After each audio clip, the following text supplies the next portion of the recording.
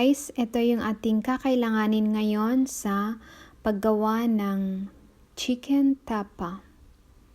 So we have here yung squeezed lemon na half and mga 5 tablespoons ng silver swan soy sauce, brown sugar, at meron din tayong black pepper, garlic powder, and yung ating asin, at yung ating meat cut into thin slices.